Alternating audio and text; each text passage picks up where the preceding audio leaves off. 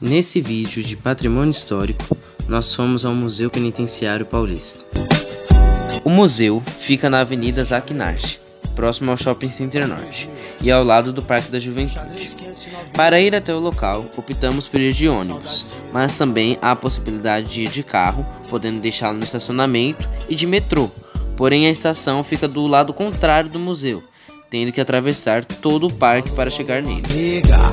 O museu está localizado no terreno do antigo complexo penitenciário do Carandiru.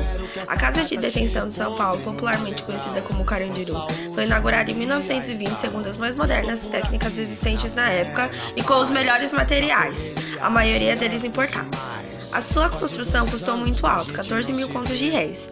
Para se ter uma ideia do quão significativo é esse valor, uma cadeia comum custava 1.000 contos de réis. Nos seus primeiros 20 anos de funcionamento, era considerado um modelo para os outros países, pelas boas condições de higiene e assegurar o trabalho e a educação para os presos.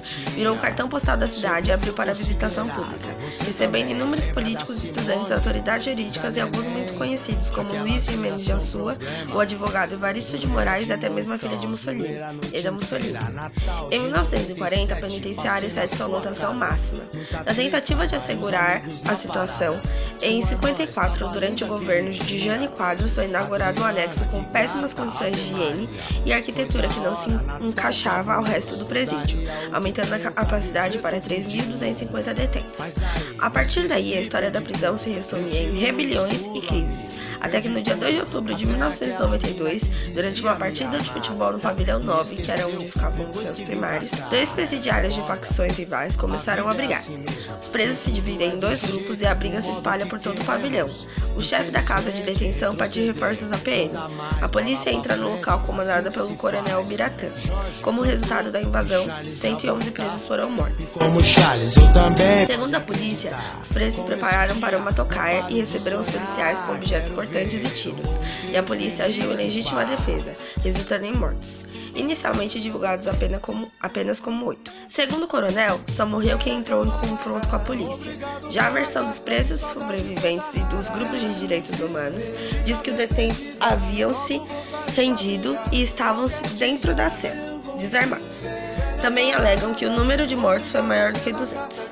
O perito criminal Oswaldo Negrini, que esteve no local da chacina, afirmou que não houve nenhum confronto entre policiais e presidiários, porque os presos não tiveram possibilidade de reagir. De acordo com a perícia, 70% dos disparos foram dirigidos à cabeça e ao tórax, o que reforça ainda mais a ideia de extermínio. Além disso, apenas 26 dos 111 mortos contabilizados pela perícia se encontravam fora das celas. Oswaldo Negrini afirma ainda que houve tentativas de prejudicar o seu trabalho, pois no dia do massacre a luz foi cortada e nas outras 2 ocasiões em que foi ao local, tudo estava limpo, não deixando pista dos acontecimentos. Conta-se também que os presos foram obrigados pelos policiais a carregarem os corpos dos mortos em outro andar, atrapalhando o trabalho da polícia. Esse é o maior massacre em prisões do Brasil. Na década de 90, 120 policiais foram acusados, 85 se tornando réus. Entre eles, o coronel Biratã, que em 2001 foi acusado a 623 anos de prisão, por 102 mortes. No entanto, em 2006, a sua defesa recorre e é absolvido. Em 2002, ele é eleito a deputado estadual. Em 2013, 23 policiais são condenados. Porém, em 2016, a Câmara do TJSP anulou as condenações. Em 2018, o STJ invalida a decisão e determina que os desembargadores refaçam o julgamento. Contudo, não há data prevista. Nos anos de 2001 e 2002, o presídio passa pelo processo de desativação com transferência dos presos para as novas unidades no interior do estado de São Paulo. Em dezembro de 2002, inicia-se a implosão de maior parte das construções. Em 2003, é inaugurado o Parque da Juventude, construído no local dos edifícios destruídos. Em 2014, é fundado o Museu Penitenciário Paulista. O Museu Penitenciário Paulista tem o objetivo de produzir informações e conhecimentos sobre a ciência jurídica penal e sua execução, observado na própria história do sistema penitenciário paulista, assim como abordar suas características, desenvolvimento e evolução. Seu acervo é composto de algumas peças que datam da década de 1920 e integram aproximadamente 20.000 peças. A primeira exposição do museu é a de tatuagens, mostra a primeira máquina elétrica de tatuar, criada em 1891, que ajudou para sua popularização nos Estados Unidos e na Europa. Porém, até o final do século XX, seu uso era exclusivo de marinheiros e prisioneiros. Nos presídios, as tatuagens possuem diversos significados, são marcas e não servem para embelezar. Os próprios detentos se tatuam, suas tatuagens contam história, mostram quem ele é, comemoram façanhas criminosas, mostram hierarquia na prisão e identificam facções. Há também aquelas feitas à força, que servem de punição para algum crime não aceito, como por exemplo o estupro.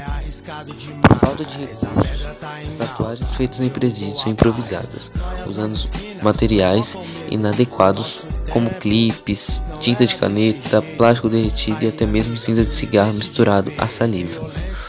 O museu expõe algumas máquinas confeccionadas pelos presidiários e algumas fotos de tatuagens. Em seguida, há exposto o registro de alguns presos. É quando se entra na exposição da medição dos corpos e sobre a história da criminologia.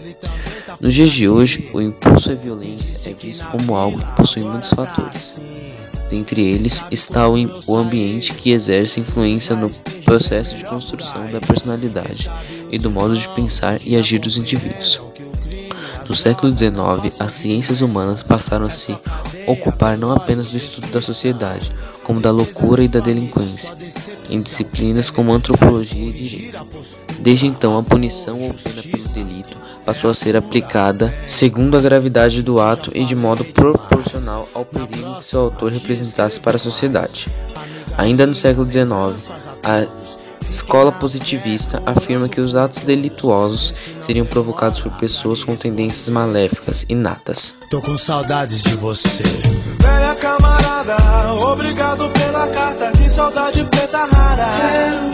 De cabeça erguida, logo... Além da história, o museu reúne elementos culturais no cárcere, como pinturas especiais. A carta, que saudade preta rara. De cabeça erguida, logo vou sair pra vida. Pode crer. Essas obras resultam dos prosseguimentos de ressocialização dos presos e outras produzidas no manicômio como terapia ocupacional dos detentos considerados alienados. Uma HK, metralhadora alemã, o de Israel, estraçalha ladrão que nem papel. Na muralha em pé, mais um cidadão José, servindo um estado, um PM bom, passa fome metido a Charles Bronson. Ele sabe o que eu desejo, sabe o que eu penso, o dia tá chuvoso. Há também outros trabalhos feitos por eles, como uma cadeira de madeira e uma moto. Mais de 1 a 100, a minha chance é 0. Será que Deus ouviu minha oração? Será que o juiz aceitou a apelação?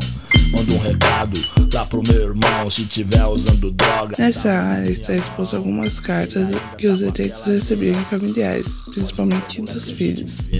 Tirei um dia menos ou um dia mais, sei lá, tanto faz, os dias são iguais. Acendo um cigarro e vejo o dia passar, mato o tempo pra ele não me matar. Há também alguns micro-ondas feitos por eles e cordas. Diferente, né? Toma soco toda hora, ajoelho e beija os pés, e sangra até morrer na rua 10. Cada detento, uma mãe, uma crença, cada crime uma sentença. Logo em seguida é exposto alguns objetos que são usados como moeda de troca dentro da cadeia. Miséria, ódio, sofrimento, desprezo, desilusão, ação do tempo. Misture bem essa química, pronto, eis um novo detento. Lamentos no corredor, na cela, no pátio, ao redor do campo, em todos os cantos. Mas eu conheço o sistema, meu irmão. Também se tem o uniforme policial, um uniforme de detento do Centro de Detenção Provisória de Pinheiros. Dentro de gavetas estão algumas facas e espadas pelos presidiários e armas de mentira. Há exposto um alambique e um maquinário criado pelos detentos para destilação de cachaça, a partir dos restos de comida, conhecida como Maria Louca. Ao ser fabricado, exala um cheiro tão forte que, ao fazer a ronda, por mais que os presos tentem esconder da vigilância, seu cheiro denuncia o local do destilado. Em seguida, se encontra vários objetos que são usados para esconder o celular. Mas o metrô vai passar com gente de bem, apressada, católica, lendo jornal, satisfeita, hipócrita. É diferente charuto de diversos tamanhos e formas feitos pelos detentos. Curiosos é lógico, não é o zoológico. Após isso, tem a exposição da evangelização dos presidiários, que é usada como uma forma de reintegrar o indivíduo à sociedade. Não sai o sol, hoje não tem visita, não tem futebol. Alguns companheiros têm a mente mais fraca, não suporta o tédio, arruma criaca. Graças a Deus e a Virgem Maria, faltam só 1 ano, 3 meses e uns dias. Tem uma cela lá em cima fechada, desde terça-feira ninguém abre pra nada. Só o cheiro de morte, pinho-sol. Um preso se enforcou com o lençol. Qual que foi? Quem sabe? Não conta e atirar mais uns 6 de ponta. Entra-se então na exposição do trabalho como meio de reintegração do preso à sociedade, onde mostra alguns objetos feitos e confeccionados pelos detentos. Nas prisões há diversas formas de trabalho, como cerâmica, a fabricação de móveis, a produção de uniformes, entre outras coisas. Também há penas alternativas para quem comete crimes de baixo potencial. Em vez da privação da liberdade, são condenados a pena de prestação de serviços à comunidade. Um dia no Carandiru, não, ele é só mais um. Lá de fora mostram poucos dos shows que o Carandiru recebia. Esses eventos têm intuito de diminuir a pressão do trabalho, ajudando a criar uma cultura de bem-estar no local. Também há a explicação de algumas penas já extintas no Brasil, como a morte civil, onde o condenado perdeu os direitos e a graduação social, e o atenasamento, em que se decepava as mãos ou outros membros do corpo do condenado. Ainda do lado de fora se encontram celas escuras que serviam como punição, extintas em 1970, em que os visitantes podem entrar por alguns minutos. Pagando de gatão, ele xinga, ele abusa com uma 9mm embaixo da blusa. E neguinho, vem cá, e os mano, onde é que tá? Lembra desse cururu que tentou me matar? Aquele puta ganso, pilantra, corno manso, ficava muito doido e deixava a mina só. A mina era virgem, ainda era menor, agora faixa o preto em troca de pó. Fazem 27 anos do maior massacre em prisões da história do Brasil. Desde 92, a população carcerária no Brasil aumentou de forma estratosférica. Os problemas de superlotação nas cadeias só aumentam, assim como de higiene e de violência. Desde Carandiru, houveram muitos outros massacres em presídios. O de Urso Branco, em 2002, onde houve 27 mortes. As diversas rebeliões em 2006, onde estima-se que houveram mais de 400 vítimas. Os diversos massacres nos presídios do norte do país, nas primeiras 2 semanas de 2017, que totalizando foram 133 mortes, 56 apenas no complexo prisional Anísio Jobim. E o de 2019, em uma prisão do Pará, que deixou 57 vítimas, o maior massacre desde o do Carandiru.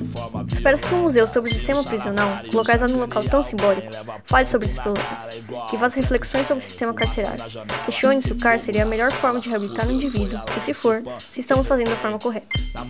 O site do Estado de São Paulo diz que o museu tem a missão de ser capaz de provocar a reflexão sobre a história penitenciária e a pena, mas não é o que se vê na prática. O museu em nenhum momento fala sobre os problemas nos presídios, sobre superlotação, sobre as mortes, reúne apenas algumas curiosidades sobre os presos. Não citam nem sequer o massacre do Carandiru. O museu possui uma linha do tempo sobre o presídio. Quando se procura o ano de 92, se acha a seguinte frase: motim no pavilhão 9, com intensa repercussão nacional e internacional. E só.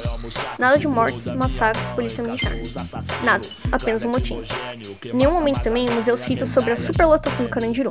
O máximo que falam é que em 1940 o presídio abrigava sua capacidade máxima. Porém, quando é para falar dos seus primeiros anos, quando era considerado um presídio modelo, há reservado uma parede inteira. É difícil imaginar que o Museu do Estado, o grande responsável pelo massacre, fosse reconhecer as atrocidades cometidas. Talvez fossem dar justificativas ou culpar as vítimas.